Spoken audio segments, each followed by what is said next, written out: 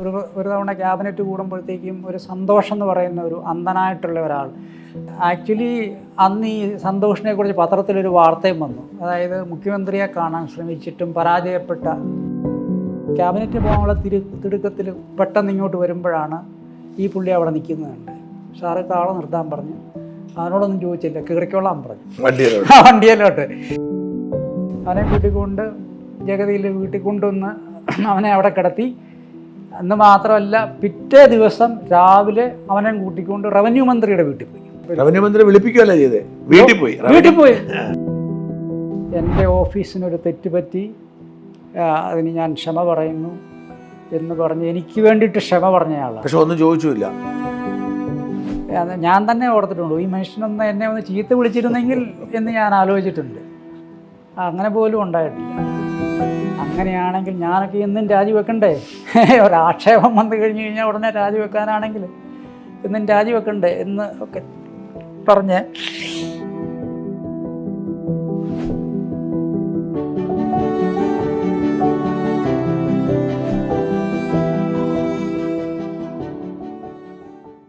നമസ്കാരം, ഷൂട്ട് സൈറ്റിലേക്ക് സ്വാഗതം.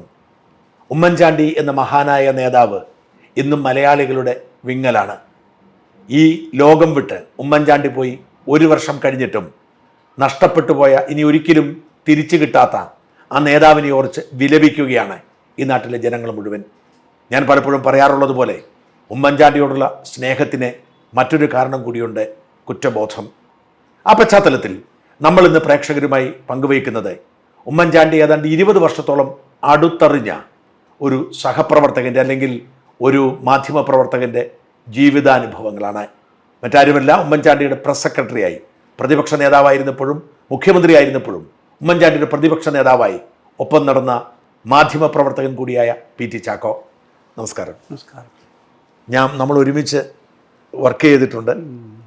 ആ ഒരു ഇതൊക്കെ വെച്ച് അങ്ങനെ എങ്ങനെയായിരുന്നു വാസ്തവത്തിൽ ഉമ്മൻചാണ്ടി ആ ദീപിക വർക്ക് ചെയ്യുന്ന സമയത്താണോ ഉമ്മൻചാണ്ടിയെ പരിചയപ്പെടുന്നത് ആദ്യമായിട്ട്?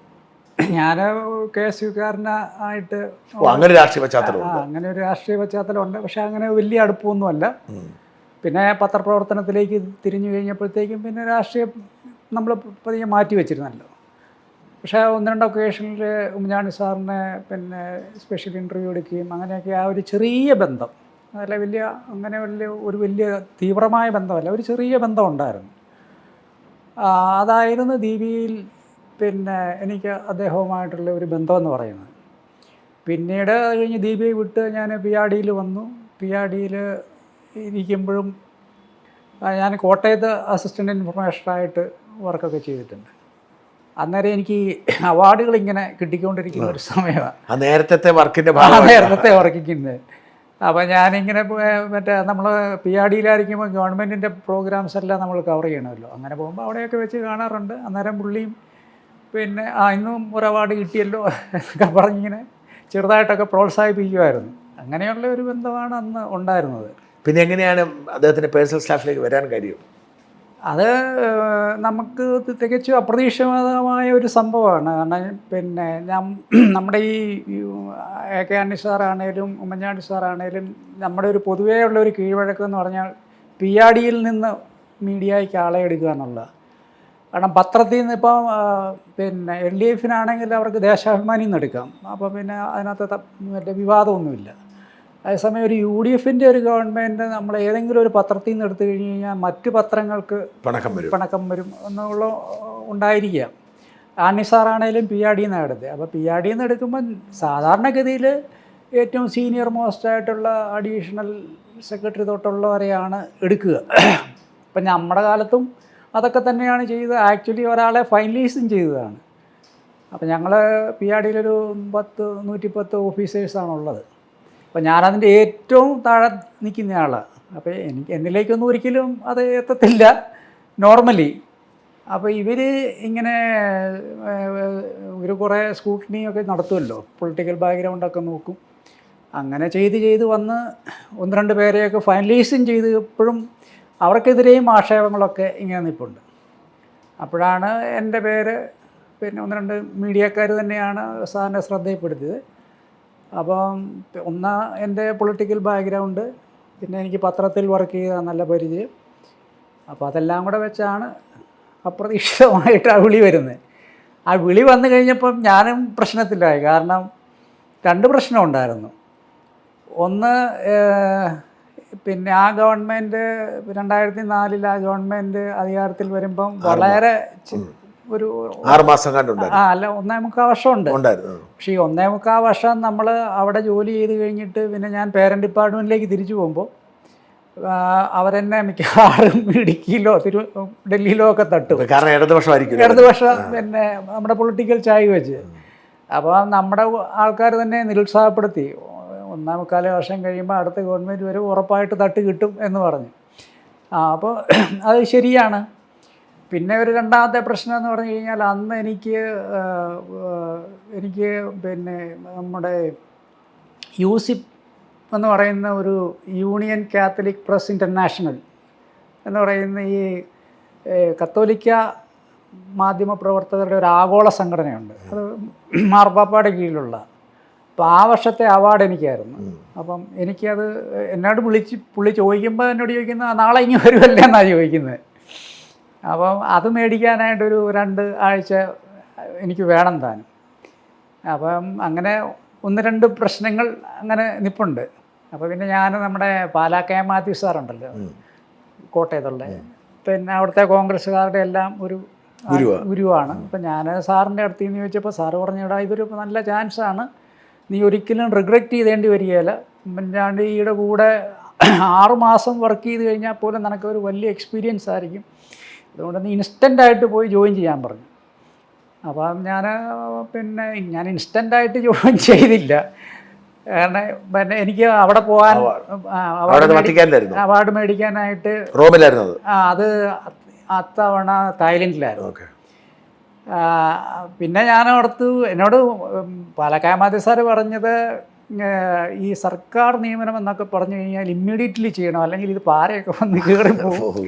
അപ്പോൾ എനിക്കറിയാം 1-2 എണ്ണം ഞങ്ങളുടെ ഡിപ്പാർട്ട്മെൻറ്റിൽ 1-2 പേരുടെ പോയ കാര്യം എനിക്കും അറിയാം. അപ്പം ഞാനോർത്ത് എന്തായാലും പാറകളൊക്കെ കയറട്ടെ, അപ്പോഴത്തേനും നമ്മളെക്കുറിച്ചുള്ള കുറേ നെഗറ്റീവ്സും കിട്ടുമല്ലോ. അപ്പോൾ ആ നെഗറ്റീവ്സും എല്ലാം കിട്ടി, പിന്നെ തൃപ്തികരമാണെങ്കിൽ ജോയിൻ ചെയ്യാം എന്ന് ഞാനും തീരുമാനിച്ചു. അങ്ങനെ ഞാൻ ആക്ച്വലി അവിടെയെല്ലാം പോയി ഒരു 10 ദിവസം കഴിഞ്ഞാണ് തിരിച്ചു വന്ന് ജോയിൻ ചെയ്യുന്നത്. അത് കഴിഞ്ഞ് പിന്നെ എന്ത് സംഭവിച്ചു? അതിനുശേഷം ഈ കാലാവധി കഴിഞ്ഞപ്പോൾ പിന്നെ എന്താ സംഭവിച്ചു? കാലാവധി അപ്പം നമുക്ക് യാതൊരു എക്സ്പീരിയൻസും ഒന്നുമില്ലല്ലോ ഇതിനകത്ത്. അപ്പം ഒരു ഇൻസിഡൻറ്റ് മാത്രം പറയാം. അപ്പം അന്ന് ഞാൻ വന്ന് ജോയിൻ ചെയ്തു. അടുത്ത ദിവസം തന്നെ എന്നെ അന്ന് നമ്മൾ ഈ അഴീക്കോട് സാറുമായിട്ട് ഒരു ഫ്രിക്ഷൻ നടക്കുന്ന സമയമാണ്. അപ്പോൾ അഴീക്കോട് സാറ്, ഉമ്മൻചാണ്ടി സാറ് അന്ന് കോഴിക്കോട് ഒരു കെട്ടിട ഉദ്ഘാടനത്തിന് പോകാൻ തീരുമാനമായിട്ടിരിക്കുന്നു. അപ്പോഴത്തേനും അതൊരു വിവാദമായി. അതായത് ഈ കെട്ടിടം ഇരിക്കുന്നത് അവിടുത്തെ ജയിലിനോട് ചേർന്ന, പക്ഷെ അതിനകത്തൊരു വയലേഷൻ നടന്നിട്ടുണ്ട് എന്നും പറഞ്ഞ് വാർത്തയായി. അത് മുഖ്യമന്ത്രി ഉദ്ഘാടനം ചെയ്യാൻ പാടില്ല എന്നും പറഞ്ഞ് വാർത്തയും വന്നു. അപ്പോൾ അഴീക്കോട് സാറ് അതിൻ്റെ ശ്രദ്ധയിൽപ്പെട്ടത്. അഴീക്കോട് സാറിനായിരുന്നു അത്തവണത്തെ ഏറ്റവും വലിയ എഴുത്തച്ഛൻ പുരസ്കാരം. അപ്പം അഴീക്കോട് സാർ എന്ത് ചെയ്തു? അഴീക്കോട് സാറ് ഒരു സ്റ്റേറ്റ്മെൻ്റ് അടിച്ചു, ഞാൻ ഉമ്മൻചാണ്ടിയുടെ കയ്യിൽ നിന്ന് ഈ എഴുത്തച്ഛൻ പുരസ്കാരം മേടിക്കുകയില്ല, അദ്ദേഹം ഈ വയലേഷൻ നടത്തിയിരിക്കുന്നു, അതിന് കൂട്ടുനിൽക്കുന്നു എന്നും പറഞ്ഞു. അപ്പോൾ പത്രങ്ങളിലൊക്കെ വലിയ വാർത്തയായി. അപ്പോൾ എന്നോട് സാറ് വിളിച്ചിട്ട് പറഞ്ഞു, ഇതിനൊരു മറുപടി കൊടുക്കണം, ആദ്യത്തെ അസൈൻമെൻറ്റാന്ന് ഓർത്തോണം. അപ്പം ഞാനോർത്ത് ഇതിന് ഞാൻ എന്ത് മറുപടി കൊടുക്കും? അപ്പം നമ്മൾ സാധാരണ പത്രക്കാർ ചെയ്യുന്ന പോലെ അവിടെ വയലേഷൻ ഇല്ല എന്ന് സ്ഥാപിക്കുക ആണ് എൻ്റെ ലക്ഷ്യം. അപ്പം ഞാൻ കളക്ടറെ വിളിച്ചു, അതിൻ്റെ ഫാക്ട്സ് ആൻഡ് ഫിഗേഴ്സ് എല്ലാം എടുത്തു, നല്ല ഡീറ്റെയിൽഡായിട്ട് അതെല്ലാം വെച്ചുകൊണ്ട് ഒരു ഡ്രാഫ്റ്റും കൊണ്ട് സാറിൻ്റെ അടുത്ത് പോയി. അപ്പോൾ എല്ലാം നോക്കിയിട്ട് സാർ അതിനകത്തൊരു 2 സെൻറ്റൻസ് കൂടി ചേർത്തു. അതിനകത്ത് ഏറ്റവും അവസാനം പറഞ്ഞിരിക്കുന്നത്, ഈ സാഹചര്യത്തിൽ ഈ വർഷത്തെ എഴുത്തച്ഛൻ പുരസ്കാരം എപ്പോഴും അത് അർഹിക്കുന്ന കൈകളിൽ മാത്രമാണ് എത്താറുള്ളത്. ഈ വർഷവും അങ്ങനെ തന്നെയാണ്. അങ്ങാണ് അത് അർഹിക്കുന്നതെന്ന് ഞാൻ പൂർണ്ണമായി വിശ്വസിക്കുന്നു. അതുകൊണ്ട് അങ്ങേക്ക് ഇത് എൻ്റെ കയ്യിൽ നിന്ന് വാങ്ങാനാണ് ബുദ്ധിമുട്ടെങ്കിൽ അങ്ങ് സജസ്റ്റ് ചെയ്യുന്ന വേറൊരാളുടെ കയ്യിൽ കൊടുത്ത് ഞാനത് അവിടെ എത്തിക്കുക, അല്ലെങ്കിൽ വേറൊരാൾ തരാനായിട്ട് ഏർപ്പാടാക്കാം എങ്ങനെയാണെങ്കിലും അങ്ങ് അത് സ്വീകരിക്കണം എന്നതായിരുന്നു സാറിൻ്റെ 3 വാചകം. അപ്പം ഞാൻ കൊള്ളാമല്ലോ. അതോടെ അതിൻ്റെ പുള്ളി ഒതുങ്ങി. പുള്ളി ആ കത്ത് ചെന്നപാട് പിന്നെ തിരിച്ച് വിളിച്ചു, ഞാനങ്ങോട്ട് വരുന്നുണ്ടെന്ന് പറഞ്ഞു. എന്ന് മാത്രമല്ല നമ്മുടെ സെക്രട്ടേറിയറ്റ് വന്ന് ദർബാർ ഹാളിൽ വന്ന് ഭയങ്കര നല്ല വർണ്ണശബളമായ ചടങ്ങിൽ ഗംഭീരമായ ഒരു പ്രസംഗം നടത്തി. അപ്പോഴാണ് എനിക്ക് ഈ പുള്ളിയുടെ ഒരു റേഞ്ച് പിടികിട്ടുന്നത്. കാരണം പിന്നെ ഒരു തിരസ്കരിക്കപ്പെട്ട ഒരു സ്ഥലത്ത്, അതായത് ഉമ്മൻചാണ്ടിയെ വേണ്ട എന്ന് പറഞ്ഞൊരു സ്ഥലത്ത് നിന്ന് ഉമ്മൻചാണ്ടിയെ ഉൾക്കൊണ്ടു എന്ന് മാത്രമല്ല ഉമ്മൻചാണ്ടിയെ അങ്ങേയറ്റം പ്രശംസിച്ചുകൊണ്ട് ഒരു പ്രസംഗം നടത്തി. അപ്പം ആ രീതിയിലാണ് പുള്ളിയുടെ ഒരു റേഞ്ച് നിൽക്കുന്നത്. അതിൻ്റെ കൂട്ടത്തിൽ പിന്നെ ഞാൻ അത് 2005 2006 ഇലക്ഷന് തൊട്ട് മുമ്പ് ഞാൻ ഉമ്മൻചാണ്ടി സാറിനെ കുറിച്ച് ഒരു പുസ്തകം എഴുതിയിരുന്നു, തുറന്നിട്ട വാതിൽ എന്നും പറഞ്ഞു. അപ്പം ഞാനിതിനിടയ്ക്ക് പുള്ളിയായിട്ടൊരു കമ്മ്യൂണിക്കേഷൻ ഉണ്ടാക്കിയിരുന്നു ഇതുമൊക്കെ ആയിട്ട് ബന്ധപ്പെട്ട്. അപ്പോൾ ഞാൻ പറഞ്ഞു, സാറേ ഇതുപോലൊരു പുസ്തകമുണ്ട്, അതിനൊരു ആമുഖം എഴുതിത്തരണം, അവതാരിക എഴുതിത്തരണം എന്ന് പറഞ്ഞു. അപ്പം പുള്ളി പറഞ്ഞു, നീ അതിങ്ങ് അയക്കാൻ പറഞ്ഞു. എന്നിട്ട് എന്നോട് പറഞ്ഞു, നീ സർക്കാർ ഭാഷയിലൊക്കെ എഴുതുന്നെങ്കിൽ ഞാൻ അവതാരിക ഒന്നും എഴുതുകയല്ലെന്ന്.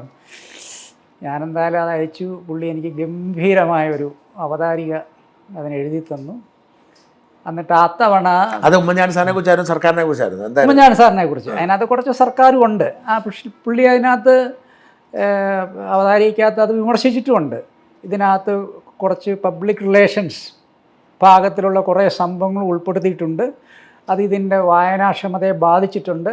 പക്ഷേ ഒരു സർക്കാർ ഉദ്യോഗസ്ഥൻ എന്ന നിലയ്ക്ക് ലേഖകൻ്റെ ഗ്രന്ഥകർത്താവിൻ്റെ പരിമിതി നമുക്ക് മനസ്സിലാക്കാവുന്നേ ഉള്ളൂ എന്ന് പുള്ളി അതിനകത്ത് പറഞ്ഞിട്ടുണ്ട്. അപ്പോൾ അത് കഴിഞ്ഞിട്ട് ആ വർഷം തന്നെയാണ് VS അച്യുതാനന്ദൻ മുഖ്യമന്ത്രിയാകാനായിട്ടൊക്കെയുള്ള റെഡിയായിട്ട് നിൽക്കുന്ന സമയം. അപ്പോൾ VS അച്യുതാനന്ദനെ കുറിച്ച് എന്താവണ ഒരു പുസ്തകം ഇറങ്ങി. അപ്പോൾ ആരിറക്കി? അത് PRD അല്ല, VS അച്യുതാനന്ദൻ പ്രതിപക്ഷതാണ്. അതിനു പിന്നെ അവതാരിക എഴുതിയത് ഉമ്മൻചാണ്ടി അല്ല, അഴീക്കോട് സാറ്. അപ്പം മുഖ്യമന്ത്രിക്കും പ്രതിപക്ഷ നേതാവിനും ഒരേ സമയം അഴീക്കോട് സാറ് അത്തവണ അവതാരിക എഴുതി. എന്നിട്ട് ഇതെങ്ങനെയോ പിന്നെ മനോരമയിൽ ജോസ് പനച്ചിപ്പുറം പുള്ളിയുടെ ശ്രദ്ധയിൽപ്പെട്ടു. പുള്ളി എന്തെന്ന് ചോദിച്ചു കഴിഞ്ഞാൽ ഈ 2 എണ്ണം കൂടെ വെച്ചുകൊണ്ട് അവരുടെ സൺഡേ സപ്ലിമെൻറ്റിൽ ഒരു ഫീച്ചർ 2 പുസ്തകങ്ങൾ അവതരണം സുകുമാർ അഴീക്കോട് എന്നും പറഞ്ഞു. അപ്പോൾ ആ രീതിയിലൊക്കെ അത് ശ്രദ്ധിക്കപ്പെടുകയും ചെയ്തു.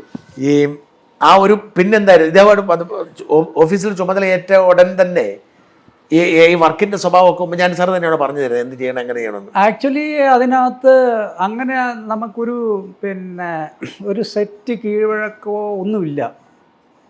എങ്ങനെയായിരിക്കണം, ഓരോ മുഖ്യമന്ത്രിമാരുടെയും സ്വഭാവം അനുസരിച്ച് ഇതെല്ലാം മാറും. പക്ഷെങ്കിൽ പിന്നെ എൻ്റെ ശ്രദ്ധയിൽപ്പെട്ട എനിക്കും ഇതിനെക്കുറിച്ചൊന്നും അറിയില്ലല്ലോ, നമ്മൾ അങ്ങ് ചെയ്യുക എന്നുള്ളതാണ്. അപ്പം പിന്നെ എനിക്ക് പിന്നെ നമ്മൾക്ക് ഈ പത്രത്തിലുള്ള ഒരു എക്സ്പീരിയൻസ് ഉള്ളതുകൊണ്ട് പിന്നെ മെയിനായിട്ട് ഈ പ്രസ് റിലീസുകൾ പിന്നെ അതുപോലെ തന്നെ ലേഖനങ്ങൾ അങ്ങനെയൊക്കെയുള്ളതാണ്. പിന്നെ പ്രസംഗിക്കാനുള്ള പോയിൻറ്റുകൾ അങ്ങനെയൊക്കെയുള്ളതാണ് സംഭവങ്ങൾ. ഇതിൻ്റെ ഒരു വലിയ പ്രശ്നം എല്ലാം ലാസ്റ്റ് മൊമെൻറ്റിലാണ് ഈ സംഭവം വരുന്നത്. അപ്പം എൻ്റെ ഒരു എക്സാമ്പിൾ പറഞ്ഞു കഴിഞ്ഞാൽ, ഞങ്ങൾ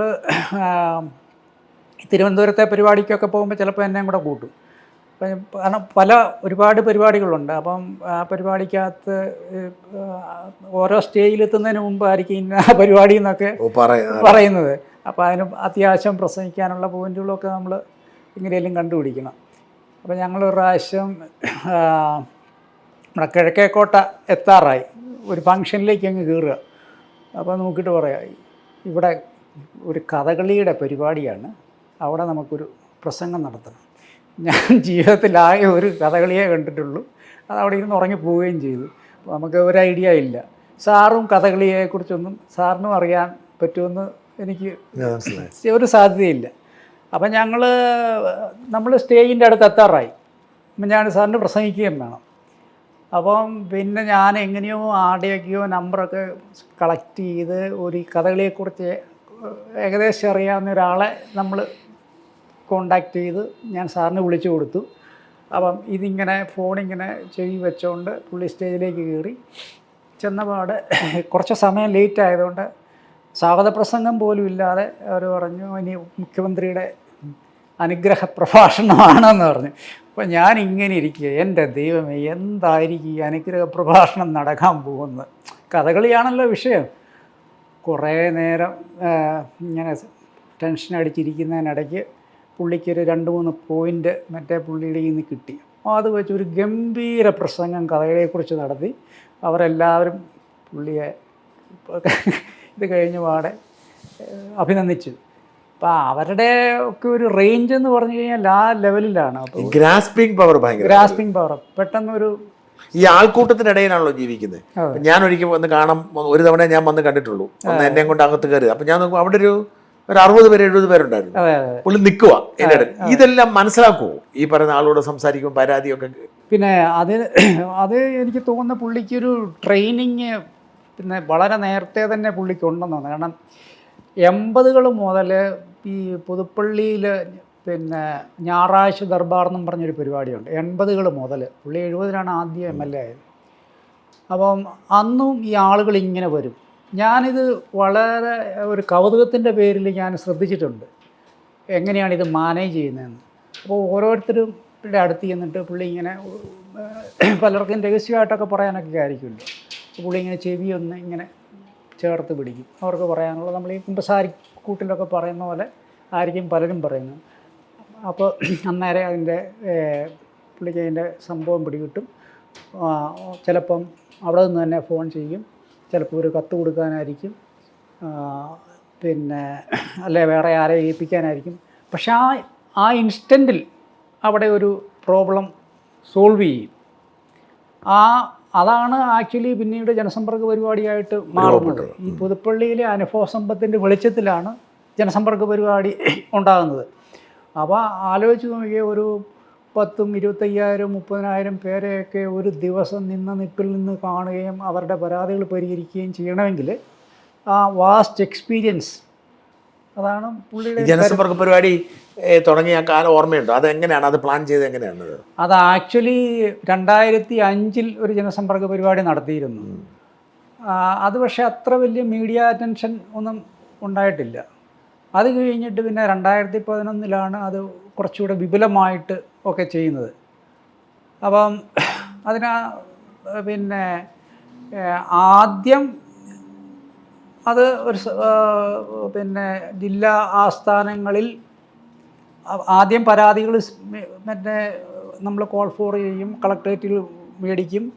അത് കഴിഞ്ഞ് പിന്നെ ജില്ലാ ആസ്ഥാനങ്ങളിൽ ഈ ആൾക്കാരെല്ലാം വരും.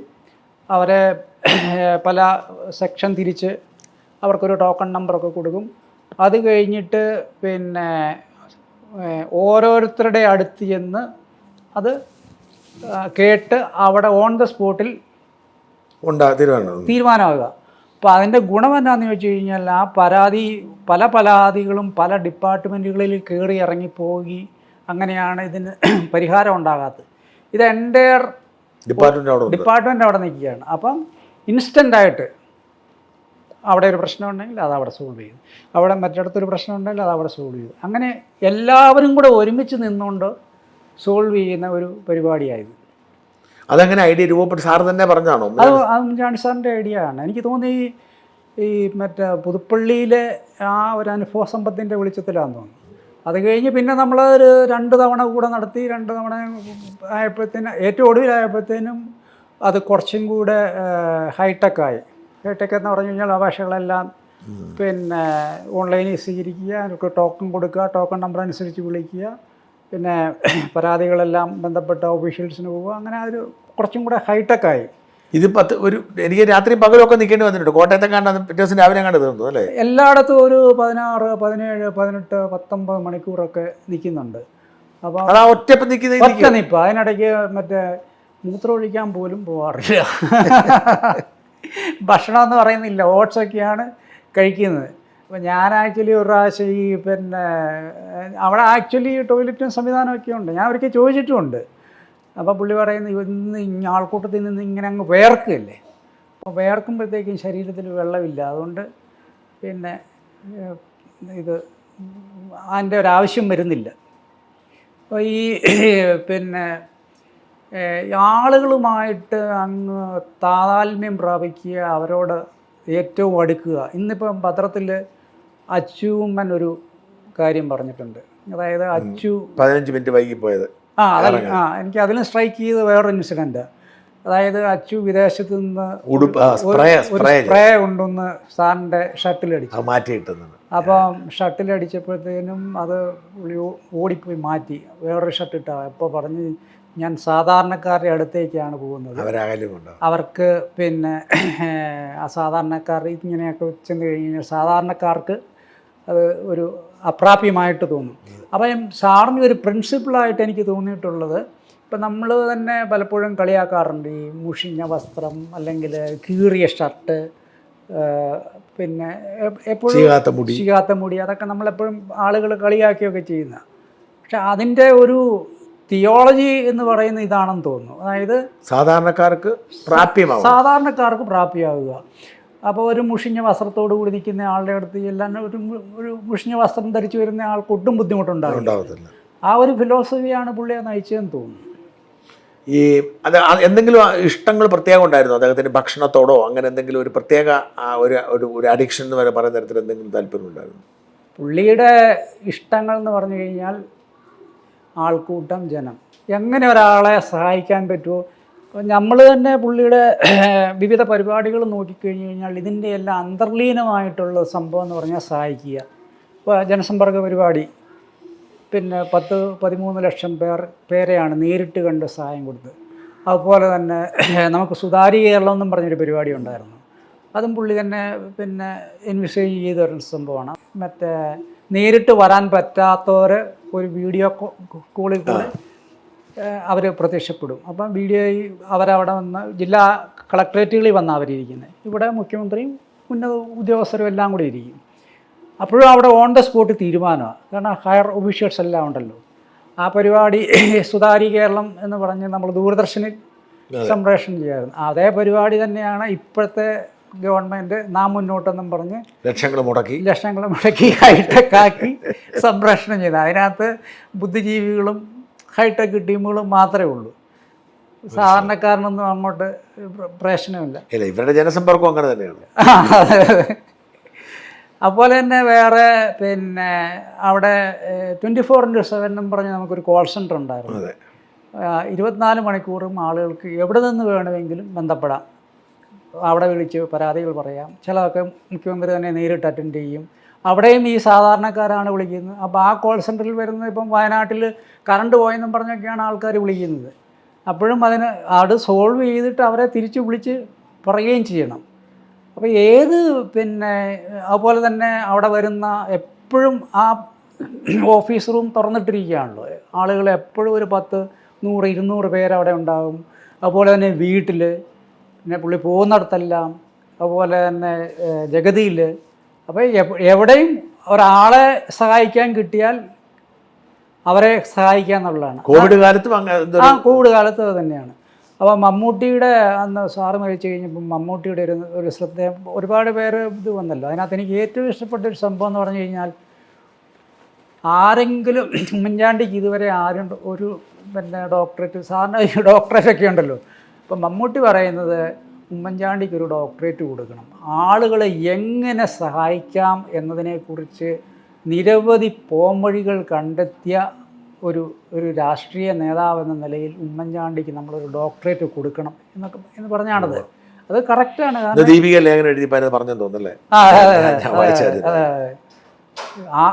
ആളുകളെ സഹായിക്കുക, അതാണ് പുള്ളിയുടെ ബേസിക് ആയിട്ടുള്ള ഒരു തത്വശാസ്ത്രം. ഈ സോളാർ വിവാദം ഉണ്ടായപ്പോഴേ അത് അദ്ദേഹത്തിന് വലിയ ഷോക്കായി പോയി. അത് അദ്ദേഹത്തിൻ്റെ ഭാഗത്ത് കുറേ മിസ്റ്റേക്ക് ഉണ്ടായില്ല. അതായത് ഇത്ര വിവാദമാകാതെ വേണമെങ്കിൽ അങ്ങ് തീർക്കായിരുന്നു. അദ്ദേഹം ഓവർ സുതാര്യതയും ഓവർ സത്യത്തോടുള്ള വിശ്വാസമൊക്കെ അദ്ദേഹത്തിന് കുഴപ്പമായില്ലേ? എന്താ സംഭവിച്ചത് സോളാർ വിഷയം?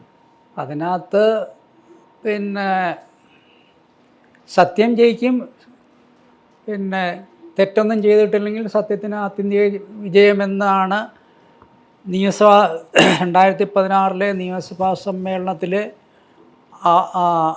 അവസാന പ്രസംഗത്തിൽ പുള്ളി കൺക്ലൂഡ് ചെയ്തത് ഇങ്ങനെയായിരുന്നു: സത്യം ജയിക്കും എന്ന് മാത്രമല്ല, അവസാനം കേരളത്തിൽ തല ഉയർത്തി നടക്കുന്നത് ഞാൻ തന്നെ ആയിരിക്കും എന്ന് പറഞ്ഞാണ് അത് കൺക്ലൂഡ് ചെയ്യുന്നത്.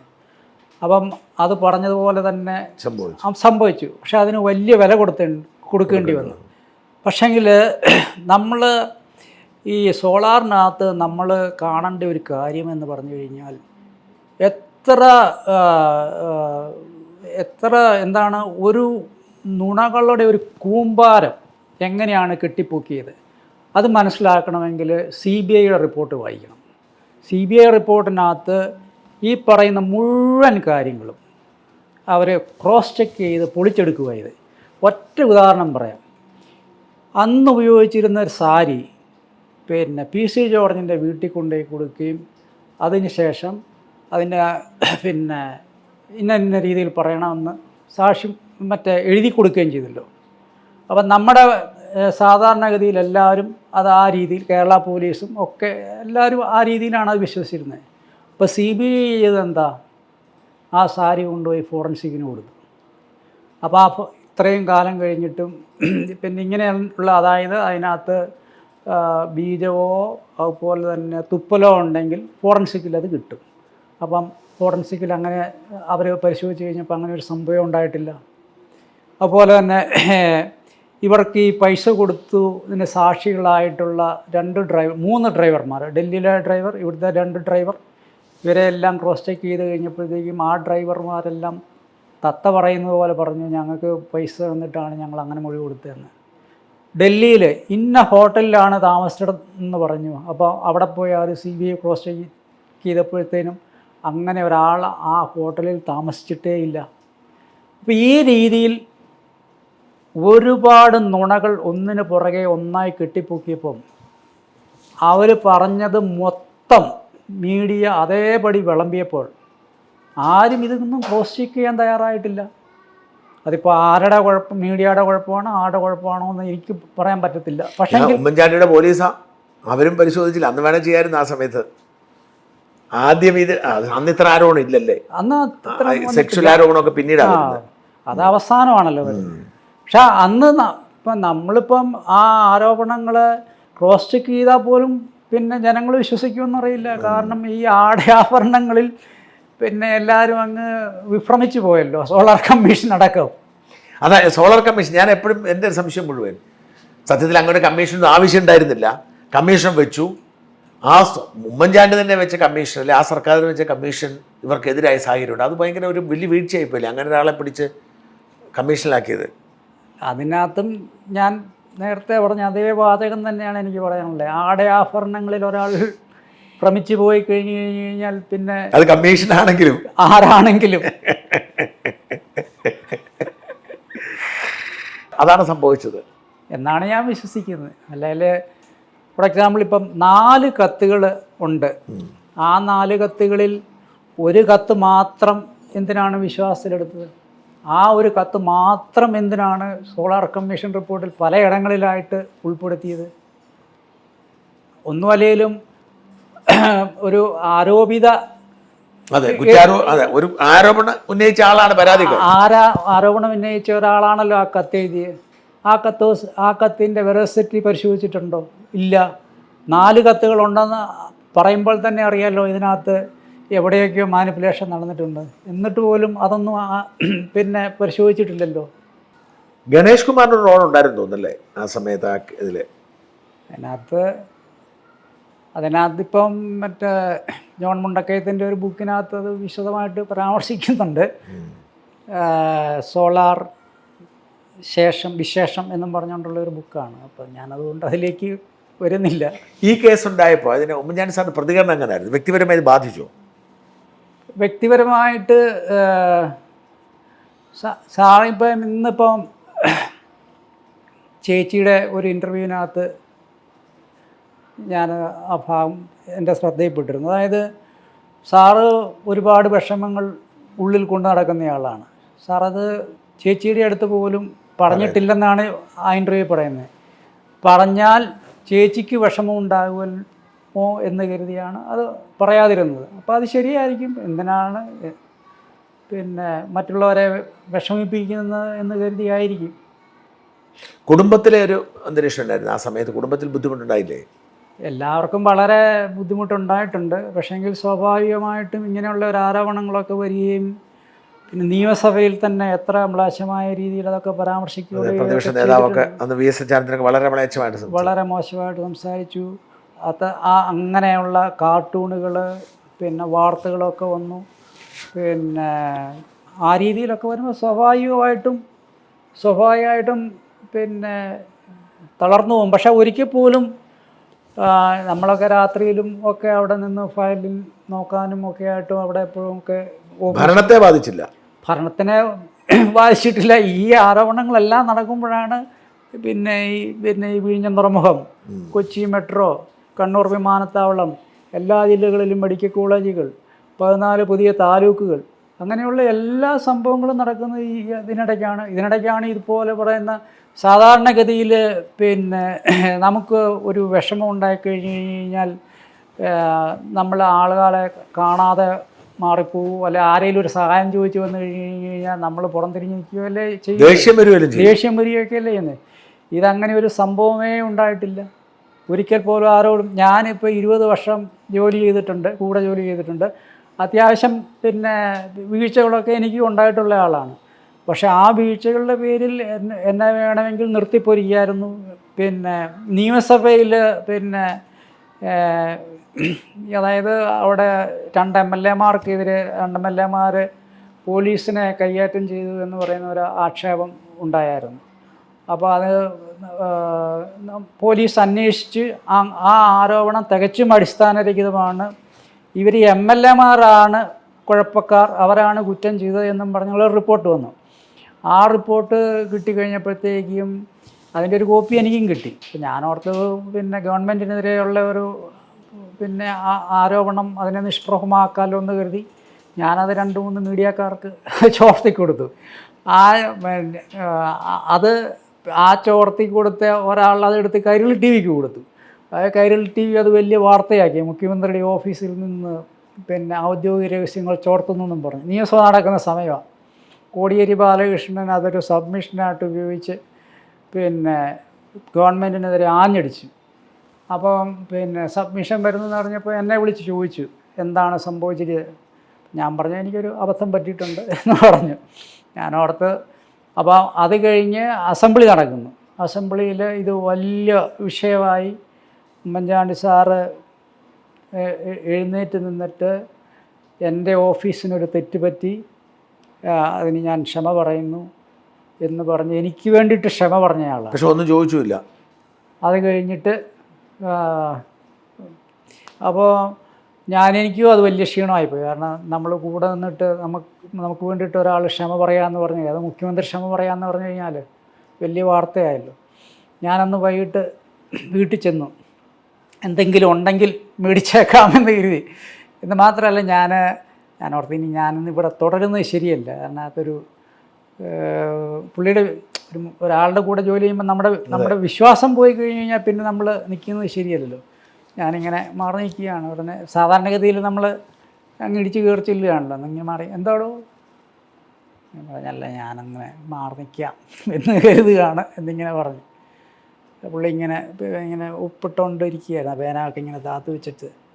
അങ്ങനെയാണെങ്കിൽ ഞാനൊക്കെ എന്നും രാജിവെക്കണ്ടേ? ഒരാക്ഷേപം വന്നു കഴിഞ്ഞ് കഴിഞ്ഞാൽ ഉടനെ രാജിവെക്കാനാണെങ്കിൽ എന്നും രാജിവെക്കണ്ടേ എന്ന് ഒക്കെ പറഞ്ഞ് നമുക്കൊരു ഭയങ്കര പിന്നെ എന്താ പറയുക, നമ്മളെ ചേർത്ത് പിടിച്ചു. 20 വർഷവും ചേർത്ത് പിടിച്ചു. വഴക്ക് പോലും പറഞ്ഞേ ഇല്ല ഇതിലൊന്നും. ഇല്ല ഭയങ്കര സംഭവമല്ല. അങ്ങനെ വഴക്കും ബഹളം വെപ്പം ചൂടൊന്നും ഇല്ലായിരുന്നു. ഇല്ല ഒരിക്കൽ പോലും ഞാൻ പറഞ്ഞില്ല, ഇത്രയും വലിയ പിന്നെ വീഴ്ച പറ്റിയിട്ട് ഞാൻ തന്നെ ഓർത്തിട്ടുണ്ട്. ഈ മനുഷ്യനൊന്ന് എന്നെ ഒന്ന് ചീത്ത വിളിച്ചിരുന്നെങ്കിൽ എന്ന് ഞാൻ ആലോചിച്ചിട്ടുണ്ട്. അങ്ങനെ പോലും ഉണ്ടായിട്ടില്ല. എന്ന് മാത്രമല്ല, ഇപ്പം 2006 പിന്നെ എനിക്ക് ഡിപ്പാർട്ട്മെൻറ്റ് തിരിച്ചു പോകണമല്ലോ. അങ്ങനെ തിരിച്ചു പോകാനായിട്ട് ഞങ്ങൾക്ക് പുള്ളി വീട്ടിലൊരു ഭക്ഷണമൊക്കെ തന്നിരുന്നു. കാരണം ഇലക്ഷൻ തോറ്റു കഴിഞ്ഞപ്പോൾ പിന്നെ ഞാൻ ഞങ്ങൾ ഭക്ഷണമൊക്കെ നിന്ന് കഴിഞ്ഞിട്ട് എല്ലാവരും കണ്ട് അപ്പോൾ എന്നോട് ചോദിച്ചു എന്താ എൻ്റെ പരിപാടി പറഞ്ഞു ഇനി എന്താ എനിക്ക് ഡിപ്പാർട്ട്മെൻറ്റിൽ തിരിച്ചു പോവുക. അപ്പോൾ പുള്ളി എന്നെ മാറ്റി നിർത്തിയിട്ട് പറഞ്ഞു അല്ല അത് ഞാൻ പറയാം അത് കഴിഞ്ഞിട്ട്. അപ്പോൾ ഞാൻ ഓർത്തു ഇനി എന്താ പറയാനിരിക്കുന്നത്. അതെല്ലാം കഴിഞ്ഞ് പുള്ളി പ്രതിപക്ഷ നേതാവായി കഴിഞ്ഞപ്പോഴത്തേക്കും പ്രതിപക്ഷ നേതാവിന് അങ്ങനെ പ്രസ് സെക്രട്ടറിന്നോ അങ്ങനെയുള്ള ഒരു പോസ്റ്റൊന്നുമില്ല. 10-25 പേരെ വെക്കും. അത് മറ്റേ പൊളിറ്റിക്കൽ പിന്നെ ഘടകകക്ഷികൾക്ക് കൊടുക്കുന്നതൊക്കെയാണ്. അപ്പോൾ പിന്നെ അന്ന് ഞങ്ങളുടെ സ്റ്റാഫിനെ എല്ലാം നിശ്ചയിച്ചപ്പം ആദ്യമായിട്ട് പ്രസ് സെക്രട്ടറി എന്നൊരു പോസ്റ്റ് ക്രിയേറ്റ് ചെയ്ത് ഗവൺമെൻറ്റിലേക്ക് എഴുതി കൊടുത്തു. ഇങ്ങനെ ഒരു പോസ്റ്റ് എനിക്ക് വേണം പിന്നെ എന്ന് പറഞ്ഞത് ക്രിയേറ്റ് ചെയ്തിട്ട് എന്നെ അവിടെ പോസ്റ്റ് ചെയ്തു.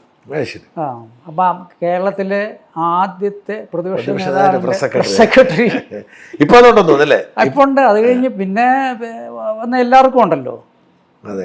കഴിഞ്ഞ് രമേശ് ചെന്നിത്തല ഇരുന്നപ്പോൾ രമേശിനുണ്ട്, ഇപ്പം BD സതീശനുണ്ട്, പിന്നെ VS എല്ലാവർക്കും എല്ലാ പ്രതിപക്ഷ നേതാക്കൾക്കും പിന്നെ പ്രസ് സെക്രട്ടറിമാരുണ്ടായിട്ടുണ്ട്.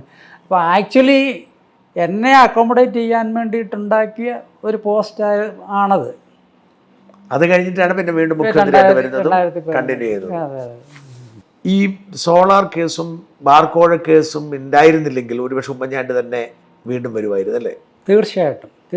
അങ്ങനെ വലിയ ജനപിന്തുണ ഉണ്ടായിരുന്നു. കാരണം 13 ലക്ഷം ആൾക്കാർ നേരിട്ട് സാറിൻ്റെ കയ്യിൽ നിന്ന് സഹായം മേടിച്ചിട്ടുള്ളവരാണ്. കേരളത്തിലെ ഒരു വീടോ ഒരു പ്രദേശമോ ഈവൻ വ്യക്തിയോ പോലും സാറുമായിട്ട് പിന്നെ സാറിൻ്റെ നിന്നൊരു സഹായം ഏതെങ്കിലും രീതിയിൽ നേടിയിട്ടുള്ളവരായിരിക്കും. ഇപ്പോൾ സഹായം വേണമെന്നൊന്നുമില്ല. ഇപ്പോൾ ചിലരൊക്കെ സാറിനെ വന്ന് കണ്ട് അവരൊന്നും സഹായത്തിനൊന്നും വരുന്നവരറിയില്ല. ഇങ്ങനെ ഒന്ന് തോളെ തട്ടി അങ്ങ് പോവും. അത്രയൊക്കെ മതി അവർക്ക്. ആ രീതിയിൽ ആളുകളുമായിട്ട് ഉള്ള ബന്ധമാണത്. അങ്ങനെയൊക്കെ പിന്നെ ബന്ധങ്ങൾ ഇനി ഉണ്ടാവുമോ എനിക്കറിയില്ല. ഒരുപക്ഷെ ഇത് കണ്ട് ഭയന്ന് അവരുണ്ടാക്കിയതാവും ഈ രണ്ട് വിവാദവും അല്ല? ഈ ഉമ്മൻചാണ്ടി വീണ്ടും വന്നാൽ അതിൻ്റെ ഒരു പ്രധാന കാരണം എന്ന് എനിക്ക് തോന്നുന്നത്, അതായത് ഈ UN അവാർഡ്, ആ UN അവാർഡിന് മറ്റേ ആ തവണ അതിൻ്റെ എൻ്റെയർ വർക്ക് ചെയ്ത് ഞങ്ങളുടെ ടീമുകളാണ്. ഞങ്ങൾ ഇതിന് അപേക്ഷ ക്ഷണിച്ചപ്പം ഞങ്ങൾ അതിനെക്കുറിച്ച് വിശദമായ ഒരു നോട്ടും ഒരു വീഡിയോയും എല്ലാം തയ്യാറാക്കി UN-ന് അയച്ചു കൊടുത്ത് പിന്നെ അത് അവരുടെ UN അവാർഡ് മുഖ്യമന്ത്രിക്ക് അനൗൺസ് ചെയ്തു. പിന്നെ ഇന്ത്യയിൽ ആദ്യമായിട്ടാണ് ആ സംഭവം ഉണ്ടാകുന്നത്. അത് കഴിഞ്ഞപ്പോഴത്തേക്കും ഈ UN അവാർഡ് ആണ് യഥാർത്ഥത്തിൽ പ്രതിപക്ഷത്തെ ശരിക്കും പ്രകോപിപ്പിച്ചെന്ന് തോന്നുന്നു. കാരണം ഇന്ത്യയിൽ ആദ്യമായിട്ട് ഒരു മുഖ്യമന്ത്രി ഐക്യരാഷ്ട്ര സംഘടനയിൽ അവാർഡ് ഏറ്റു. അത് അവരുടെ ഡേ 1 പ്രകടമാണ്. കാരണം ഈ അവാർഡ് പ്രഖ്യാപിച്ച അന്ന് തൊട്ട് പിന്നെ UN ആസ്ഥാനത്തേക്ക് പരാതികളിങ്ങനെ പ്രവഹിക്കുകയായിരുന്നു. ഓൺലൈൻ ക്യാമ്പയിൻ CPM ഒക്കെ കൂടെ അഴിച്ചു വിട്ടു. അത് കഴിഞ്ഞിട്ട് അവരതിൻ്റെ ഡ്രാഫ്റ്റ് ഉണ്ടാക്കി. അതായത് എങ്ങനെയാണ് പരാതി കൊടുക്കേണ്ടത് എന്നും പറഞ്ഞൊരു ഡ്രാഫ്റ്റ് ഉണ്ടാക്കി എല്ലാവർക്കും കൊടുത്തു. ആയിരക്കണക്കിന് 10,000-കണക്കിന് പരാതികളാണ് UN ആസ്ഥാനത്ത് ചെയ്യുന്നത്. അപ്പോൾ അവർ തന്നെ പിന്നെ അതിൻ്റെ ഒഫീഷ്യൽസ് പിന്നീട് പറയുമായിരുന്നു, ഇങ്ങനെ ഞങ്ങളുടെ ജീവിതത്തിൽ ഐക്യരാഷ്ട്രയുടെ സംഘടനയുടെ ചരിത്രത്തിൽ ആദ്യമാണ് അവാർഡ് കൊടുക്കരുത് എന്നും പറഞ്ഞ ആൾക്കാർ വരുന്നത്. സാറിന് അവാർഡ് തരണമെന്നും പറഞ്ഞാണ് നമുക്ക് റിക്വസ്റ്റ് വരുന്നത്. ചരിത്രത്തിൽ ആദ്യമായിട്ടാണ് അത് ഇത്രയും വലിയ ആൾക്കാർ വരുന്നത്. അപ്പം ഞങ്ങൾക്ക് നിങ്ങളുടെ നേതാവിൻ്റെ ഒരു എന്താണ് ശക്തി ഞങ്ങൾക്ക് മനസ്സിലായി എന്ന്. അത് കഴിഞ്ഞിട്ട് പിന്നെ വലിയ ആശാവധി ശശി തരൂർ ഏർപ്പാടാക്കിയതാണ് എന്നൊക്കെ പറഞ്ഞു. ശശി തരൂർ UN-ൽ വർക്ക് ചെയ്തിരിക്കും. ആക്ച്വലി ശശി തരൂരിന് ഇങ്ങനെ ഒരു സംഭവം പോലും അറിയത്തില്ല. അവാർഡ് പിന്നെ UN-നെ ഒന്നും അങ്ങനെ സ്വാധീനിക്കാൻ പറ്റുമെന്നും തോന്നുന്നില്ല. ഞങ്ങളൊരിക്കലും ആരെയും സമീപിച്ചിട്ടില്ല. കാരണം പിന്നെ അതിൻ്റെ ഒരു ആവശ്യം ഞങ്ങൾക്ക് തോന്നിയില്ല. നേര് പറഞ്ഞു കഴിഞ്ഞാൽ കിട്ടുമെന്നും നമ്മൾ പ്രതീക്ഷിച്ചൊന്നും അല്ലല്ലോ കൊടുക്കുന്നത്. കാരണം ഇത്രയും വലിയ അവാർഡ് അതും കേരളം പോലെ ഒരു കുഞ്ഞു സ്ഥലത്ത് കിട്ടുമെന്ന് നമുക്ക് യാതൊരു പ്രതീക്ഷയില്ല. അത് പക്ഷേ എന്തോ ഡമ്മി അവാർഡാണെന്നില്ല അവർ പ്രചരിപ്പിക്കുകയും ചെയ്തു. അല്ല, അതിന് അവർ കൊടുത്തൊരു വേർഷൻ, രണ്ടാമത് ഒന്നും നടക്കാതെ വന്നപ്പം കൊടുത്തൊരു വേർഷൻ ഇത് ഉമ്മൻചാണ്ടിക്കല്ല, ഉമ്മൻചാണ്ടിയുടെ ഓഫീസിനാണ് എന്നും പറഞ്ഞായിരുന്നു. ആ ഒരു ഗൂഢാലോചന ആവാം. പിന്നെ ഈ പിന്നെ സൈബർ ഇടത്തെ അവർ നന്നായി ഉപയോഗിച്ചു. അത് 2014 മോദി ചെയ്ത അതേ വഴി അവർ 2016 ഉപയോഗിച്ചു. അവിടെ കോൺഗ്രസ് പിന്നോട്ട് പോയെന്ന് തോന്നി. സൈബർ അല്ലേ? അതുണ്ടായി. ഈ UN അവാർഡ് വന്നപ്പോഴത്തേക്കും ഇനി ഉമ്മൻചാണ്ടിയെ പിടിച്ചാൽ കിട്ടിയാല. കാരണം അതിൻ്റെ കൂട്ടത്തിലാണ് മേജർ പദ്ധതികൾ വരുന്നു, അതുപോലെ വികസനവും ക്ഷേമവും, അതുപോലെ ഈ പാവപ്പെട്ട ആളുകൾക്ക് ഇതുപോലെ സഹായം എത്തിക്കുന്നു. പിന്നെ ഇതെല്ലാം കൂടെ കമ്പൈൻ ചെയ്ത് വന്നു കഴിഞ്ഞപ്പോഴത്തേക്കും പിന്നെ അവർ ഉമ്മൻചാണ്ടിയെ തകർക്കുക, അത് മാത്രമാണ് അവരുടെ ഒരു എയിമായിട്ട് വന്നത്. ഉമ്മൻചാണ്ടിയെ തകർത്താൽ മാത്രമേ ഇനി ഭരണം പിടിക്കാൻ പറ്റൂ എന്നൊരു ബോധ്യം അവർക്കുണ്ടായി. വളരെ ഇനി 1-2 കാര്യം കൂടെ ഏകദേശം നമുക്ക് ആ ഒരു കാലം മനസ്സിലായി. 1-2 കാര്യം കൂടി ചോദിക്കാനുള്ളത്, ഈ സാധാരണ മനുഷ്യരുടെ ജീവിതത്തിലേക്ക് ഉമ്മൻചാണ്ടി എങ്ങനെ ഇറങ്ങിച്ചെന്നത് എന്ന് പറയാൻ കഴിയുന്ന 1-2 സാധാരണ മനുഷ്യരുടെ ഉദാഹരണങ്ങൾ മനസ്സിലുണ്ടോ? ഏറ്റവും പിന്നെ എൻ്റെ തന്നെ ഒരു അനുഭവം പറയാം. ഒരു തവണ ക്യാബിനറ്റ് കൂടുമ്പോഴത്തേക്കും ഒരു സന്തോഷം എന്ന് പറയുന്ന ഒരു അന്ധനായിട്ടുള്ള ഒരാൾ, പുള്ളിയെക്കുറിച്ച് ആക്ച്വലി അന്ന് ഈ സന്തോഷിനെക്കുറിച്ച് പത്രത്തിലൊരു വാർത്തയും വന്നു. അതായത് മുഖ്യമന്ത്രിയെ കാണാൻ ശ്രമിച്ചിട്ടും പരാജയപ്പെട്ട സന്തോഷം എന്ന് പറയുന്നത്. പുള്ളി എല്ലാ തവണയും വരും, ഈ ഓഫീസിൻ്റെ അവിടെയൊക്കെ വന്ന് നിൽക്കും, അല്ലെങ്കിൽ വീടിൻ്റെ അവിടെ നിൽക്കും. അന്ധനായതുകൊണ്ട് അങ്ങോട്ട് അടുക്കാൻ പറ്റുന്നില്ല. അപ്പം ഓഫീസിൻ്റെ അവിടെ അപ്പോൾ പുള്ളി ആരോ പറഞ്ഞു വീട്ടിൽ ചെന്നാൽ കാണാൻ പറ്റുമെന്നും പറഞ്ഞ് പുള്ളി ഒരു ദിവസം നേരെ വീട്ടിലേക്ക് പോയി. വീട്ടിൽ ചെന്ന് കഴിഞ്ഞപ്പോഴത്തേക്ക് അന്ന് ക്യാബിനറ്റ് ദിവസം ആയതുകൊണ്ട് അവിടെ ഭയങ്കര തിരക്കാണ്. പുള്ളി അവിടെ മാറി, ഇത്ര ആൾക്കൂട്ടമായതുകൊണ്ട് ആ പുറത്തെ ഗേറ്റിൻ്റെ അവിടെ നിൽക്കുക. അന്നേരമാണ് പിന്നെ ക്യാബിനറ്റിന് പോകാനുള്ള തിടുക്കത്തിൽ പെട്ടെന്ന് ഇങ്ങോട്ട് വരുമ്പോഴാണ് ഈ പുള്ളി അവിടെ നിൽക്കുന്നുണ്ട്. സാറ് കാളെ നിർത്താൻ പറഞ്ഞു. അവനോടൊന്നും ചോദിച്ചില്ല, കീറിക്കോളാൻ പറഞ്ഞു വണ്ടിയിലോട്ട്. ഇവനൊന്നും പിടി കിട്ടുന്നില്ല. അവനെ പിടിച്ച് കൂട്ടത്തിൽ ഇരുത്തി പിന്നെ ആ കാറിലാണ് അവൻ അന്ന് സെക്രട്ടേറിയറ്റ് വന്നിറങ്ങുന്നത്. അപ്പോൾ ഈ ക്യാബിനറ്റ് ദിവസം ആയതുകൊണ്ട് ഞാനും നേരത്തെ ചെല്ലും. അപ്പോൾ ഈ സാറിൻ്റെ വണ്ടി വരികയും ഞാനവിടെ ചെന്നിറങ്ങുന്ന ഒരേ സമയത്താണ്. അപ്പം സാറ് ചുറ്റും നോക്കുമ്പം ഞാനവിടെ നിൽപ്പുണ്ട്. എന്നെ വിളിച്ചിട്ട് പറഞ്ഞു, ഇത് പിന്നെ ഒരു കേസാണ്, അതൊന്ന് കൈകാര്യം ചെയ്യണമെന്ന് പറഞ്ഞിട്ട് സാറും കയറിപ്പോയി. അപ്പം പിന്നെ അതിൻ്റെ ഒരു ബാധ്യത എനിക്കായി. ഞാൻ പുള്ളിയെ കൂട്ടിക്കൊണ്ടുപോയി പുള്ളിയുടെ പ്രശ്നങ്ങളൊക്കെ എന്താണെന്ന് മനസ്സിലാക്കി ഒരു അപേക്ഷയൊക്കെ എഴുതി. പിന്നെ കഴിഞ്ഞ് ക്യാബിനറ്റ് കഴിഞ്ഞു ബ്രീഫിംഗ് ഉണ്ട്. ബ്രീഫിങ് കഴിഞ്ഞ് ഒരുമിച്ച് ഇറങ്ങിയത്. അന്നേരം എന്നോട് ചോദിച്ചു, എന്തായി മറ്റേതെന്തായി? ശരിയായിരിക്കാൻ പറ്റത്തില്ല, ചോദിച്ചിരിക്കും. ആടാ അത്രയും വലിയ വിഷയങ്ങളൊക്കെ ക്യാബിനറ്റിൽ അറിയാമല്ലോ, എത്രയാറ് വിഷയങ്ങളാണ്. അത് കഴിഞ്ഞിട്ട് പത്രക്കാരെ കണ്ടിട്ട് ചായ കുടിച്ചിട്ട് പത്രക്കാരുമായിട്ടുള്ള അടിയും പിടിയും എല്ലാം കഴിഞ്ഞിട്ട് ഇറങ്ങി വരുമ്പോഴേക്കിടയ്ക്ക് നോർമൽ കേസിൽ നമ്മൾ മറന്നു പോകും. പക്ഷേ എന്നോട് ചോദിച്ചത് എന്തായി. അപ്പം ഞാനിതെല്ലാം റെഡിയാക്കി വെച്ച് അയാൾക്ക് സഹായം കൊടുത്തു. അതുപോലെ ഒരിക്കൽ നമ്മൾ മൂന്നാറിൽ പോവുക, അവിടെ കയ്യേറ്റം കാണാനായിട്ട് പോവുക. അന്ന് ഞാനും കൂടെ പോയി, ഇവിടുന്ന് അങ്ങോട്ട് പോയി. പിന്നെ അവിടെ പോയി ഞങ്ങളന്ന് അവിടെ ഇവിടുന്ന് രാത്രിയിലാണ് പോകുന്നത്. ഏതാണ്ട് പുലർച്ചെ ഇപ്പോൾ അവിടെ ചെന്ന് ഗസ്റ്റ് ഹൗസിൽ ഭക്ഷണമൊക്കെ കഴിച്ച് തിരിച്ച് വന്നപ്പോൾ പിന്നെ അവിടെ ഈ കയ്യേറ്റ ഭൂമിയെല്ലാം കയറിക്കണ്ട് കഴിഞ്ഞ് ഇപ്പം തിരിച്ചു പോരണമല്ലോ, വൈകുന്നേരമായിട്ടുണ്ട്, വൈകുന്നേരമായിട്ടുണ്ട്. അപ്പോൾ എന്നോട് പറഞ്ഞു, തിരിച്ച് പിന്നെ ഞാൻ തിരിച്ചെൻ്റെ കൂടെ ഒരാളുണ്ട് കേട്ടോ എന്ന് പറഞ്ഞു. അപ്പോൾ പിന്നെ അപ്പോൾ ആ വണ്ടിയിൽ എനിക്ക് രക്ഷയില്ല എന്ന് മനസ്സിലായി. അപ്പോൾ പിന്നെ വേറെ ഇവിടുന്ന് വന്ന ഒരു വണ്ടിയിൽ പുള്ളി തന്നെ ഏർപ്പാടാക്കി. അപ്പം ഞാൻ ഓർത്തേടാ, തിരുവനന്തപുരത്ത് നിന്നത്തേക്ക് വരാൻ സാറിൻ്റെ കൂടെ ആരല്ല, രാഷ്ട്രീയക്കാരും വല്ലതും ആയിരുന്നോന്ന് എഴുതി ഞാനിങ്ങനെ നോക്കുമ്പോൾ ഉണ്ടറാ അവിടുന്ന് ഒരു പയ്യനെ വിളിച്ച് കയറ്റുന്നു. എന്ന് പറഞ്ഞു കഴിഞ്ഞാൽ അവന് പിന്നെ ഒരു ട്രൈബാണ്. അവന് പുറത്ത് വിദേശത്ത് പോയി പഠിക്കാനായിട്ട് ഒരിത് കിട്ടി, ഒരു അഡ്മിഷൻ കിട്ടി. പക്ഷേ പൈസയില്ല. അപ്പോൾ അവൻ്റെ ഈ ഭൂമി കൊണ്ടുപോയി ബാങ്കിൽ വെച്ച് ലോൺ എടുക്കണം. അത് നമ്മൾ പ്രതിപക്ഷത്താണ്. അത് കേട്ടപ്പോഴാണ് അവനെയും കൂട്ടിക്കൊണ്ട് പോകുന്നത്. അവനെ കൂട്ടിക്കൊണ്ട് ജഗതിയിൽ വീട്ടിൽ കൊണ്ടുവന്ന് അവനെ അവിടെ കിടത്തി. അന്ന് മാത്രമല്ല, പിറ്റേ ദിവസം രാവിലെ അവനെ കൂട്ടിക്കൊണ്ട് റവന്യൂ മന്ത്രിയുടെ വീട്ടിൽ പോയി. റവന്യൂ മന്ത്രിയുടെ വീട്ടിൽ കൊണ്ടുപോയിട്ട് പിന്നെ നേരിട്ട് കൊണ്ടുപോയി ഇതുപോലെ ഒരു ട്രൈബൽ റവന്യൂ മന്ത്രി വിളിപ്പിക്കുകയല്ലേ ചെയ്തേ, വീട്ടിൽ പോയി ഇവനെ കൂട്ടിക്കൊണ്ട് റവന്യൂ മന്ത്രിയുടെ വീട്ടിൽ പോയി.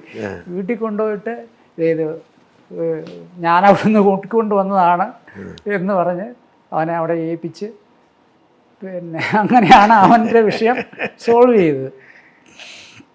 അതുപോലെ ഈ എനിക്കത് പുതുപ്പള്ളി വീട്ടിലൊക്കെ വന്നിരിക്കുന്ന മനുഷ്യരെ ഞാൻ കേട്ടിട്ടുണ്ട്. അദ്ദേഹം അവിടെ വന്ന ഒരാളെയും കൊണ്ട് കൊല്ലത്ത് ഒരു അമ്മയും കൊണ്ട് കൊല്ലത്ത് വന്ന് കളക്ടറേറ്റ് ചെന്ന് അവിടെ നാളെ വിളിച്ച് മകനെ വിളിച്ച് വരുത്തി. അത്ര ഒരുപാട് കാര്യങ്ങൾ ചെയ്യുമായിരുന്നല്ലേ. അത് ഈ നമ്മൾ പറയല് കാരുണ്യം എന്ന് പറഞ്ഞാൽ പോരാ, കാരുണ്യക്കടൽ, അതാണ് ഉമ്മൻചാണ്ടി സാറ് എന്ന് എനിക്ക് തോന്നിയിട്ടുണ്ട്. അത്ര ആളുകളുടെ നമ്മൾ ഈ പിന്നെ അവിടെ ഈ ആളുകളെ അങ്ങനെ പിന്നെ കാണുകയൊക്കെ ചെയ്യുമ്പോഴത്തേക്കും ഞാനിങ്ങനെ പോയി അടുത്ത് പോയി നിൽക്കും എന്താ ഈ സംഭവം അറിയാനായിട്ട്. അപ്പോൾ അവരുടെ വിഷമം അവരോട് പറയുന്ന വിഷമം എനിക്ക് കറക്റ്റായിട്ട് സാറിൻ്റെ മുഖത്തുനിന്ന് റീഡ് ചെയ്യാൻ പറ്റും. കാരണം സാറിൻ്റെ മുഖമൊക്കെ അത് കേൾക്കുമ്പം ആ രീതിയിൽ ആണ് അത് ഹൃദയത്തിൽ പ്രതിഫലിക്കുന്നത് മുഖത്ത് നമ്മൾ പലപ്പോഴും കണ്ടിട്ടുണ്ട്. ഉമ്മൻചാണ്ടി ഇപ്പം ശരിക്കും പറഞ്ഞാൽ ഇങ്ങനെ ഒരാൾ മരണത്തിന് ശേഷം ഇത്രയേറെ ചർച്ച ചെയ്യപ്പെട്ടിട്ടില്ല. എനിക്ക് തോന്നുന്നു കരുണാകരൻ മിടുക്കനായിരുന്നു, അല്ല EMS ചരിത്ര പുരുഷനാണ് എന്നൊക്കെ പറയുമ്പോഴും ആ ഒരു ഫീൽ ഇപ്പോഴും അങ്ങ് നിലനിൽക്കുവാണ്. ഒരുപക്ഷെ ഒരു കുറേ കാലങ്ങൾ കഴിയുമ്പോൾ ഒരുപക്ഷെ ഉമ്മൻചാണ്ടി വേറൊരു ലെവലിലായിരിക്കില്ല അറിയപ്പെടാൻ സാധ്യത. നമ്മൾ ഈ പ്രവാചകൻ എന്നൊക്കെ പറയുന്ന മാതിരി അതിനകത്ത് പിന്നെ ഇപ്പം ഞാൻ ഒരു എക്സാമ്പിൾ പറയാം. ഇപ്പം ഈ സാറ് പിന്നെ 2016 ശേഷം ഈ പറഞ്ഞ പോലെ ഭരണഘടനാ പദവികളൊന്നും ഇല്ലല്ലോ, അല്ലല്ലോ കോൺഗ്രസിൻ്റെ പദവികളും അങ്ങനെ കാര്യമായിട്ടുള്ളത്. എങ്കിൽ പോലും കേരളത്തിൽ നമ്മൾ എത്ര തമസ്കരിക്കാൻ നോക്കിയാലും തമസ്കരിക്കാൻ പറ്റാത്ത ഒരാളാണ് ഉമ്മൻചാണ്ടി സാറെന്ന് പറഞ്ഞു കഴിഞ്ഞാൽ. ഇപ്പം വിഴിഞ്ഞത്തിൻ്റെ കാര്യം എടുത്തു. വിഴിഞ്ഞത്തിൻ്റെ അവിടെ സാറിൻ്റെ പേര് പോലും പരാമർശിക്കാൻ വേണ്ടിയിട്ടാണല്ലോ പ്രതിപക്ഷ നേതാവിനെ പോലും. പക്ഷേ ചർച്ച ചെയ്ത് മൊത്തം എന്തുവാ, അത് മാത്രമായിരുന്നു. ഫ്ലെക്സ് ഒക്കെ അടിച്ച് വെച്ച് പോയ പിണറായിയുടെ, പക്ഷെ അതൊന്നും ആർക്കും മൈൻഡ് ചെയ്തില്ല. കേരളം ചർച്ച ചെയ്ത് വിഴിഞ്ഞം തുറമുഖം ആരുടെ കുഞ്ഞാണ് എന്നുള്ളതായിരുന്നു. അപ്പോൾ അത് ഉമ്മൻചാണ്ടിയുടെ കുഞ്ഞാണ് എന്നുള്ള കാര്യത്തിൽ ആർക്കും സംശയമില്ല. അതിപ്പം ഇനിയുള്ള കാലത്തിലെടുത്താലും അതൊക്കെ തന്നെയായിരിക്കും. ഏതൊരു ഒരു സംഭവം കേരളത്തിലെടുത്തു കഴിഞ്ഞാലും അതിൻ്റെ ഒരറ്റത്ത് ഉമ്മൻചാണ്ടി ഉണ്ടായിരിക്കും. അല്ല, ഈ ക്ഷേമ പെൻഷനും ദുരിതാശ്വാസ നിധിയും ഒക്കെ അദ്ദേഹത്തിൻ്റെ ഒരു സങ്കല്പമായിരുന്നല്ലോ ഇത്രശം. അപ്പോൾ അതുകൊണ്ട് ഒരു പക്ഷെങ്കിൽ ഞാൻ പറയുന്നത് ഇപ്പം ഇപ്പോഴും അദ്ദേഹത്തിൻ്റെ പുതുപ്പള്ളിയിലെ ഇതിലേക്ക് ആൾക്കാർക്ക് എത്തുന്നുണ്ടോ എന്നല്ലേ കാണാൻ വേണ്ടിയിട്ട്. പുതുപ്പള്ളിയിലേക്ക് ആളുകൾ വരുന്നുണ്ടെന്ന് മാത്രമല്ല, അവരവിടെ കൊണ്ടുപോയി നേർച്ച നിവേദനങ്ങൾ പ്രാർത്ഥനകളൊക്കെ ഉണ്ട്. പക്ഷെങ്കിൽ എനിക്ക് അതിന് വേറൊരു മാനം കൊടുക്കുന്നത് യോജിപ്പില്ല. അദ്ദേഹം ആത്യന്തികമായ ഒരു മനുഷ്യൻ, പച്ച മനുഷ്യൻ, നല്ല മനുഷ്യൻ എന്ന് വിശ്വസിക്കാനാണ് എനിക്ക് കൂടുതൽ താല്പര്യം. എന്തായാലും ഉമ്മൻചാണ്ടിയുടെ ഓർമ്മകൾ തുടരട്ടെ. ഈ ഇത്രയും അനുഭവം ജനങ്ങൾക്ക് കൂടുതൽ പ്രചോദനം ഉണ്ടാവും. അത് തുടരട്ടെ. ഉമ്മൻചാണ്ടിയെ പോലുള്ള നേതാക്കന്മാർ ഉണ്ടാവട്ടെ എന്ന് പ്രാർത്ഥിക്കാം. ആശംസകൾ. Thank you.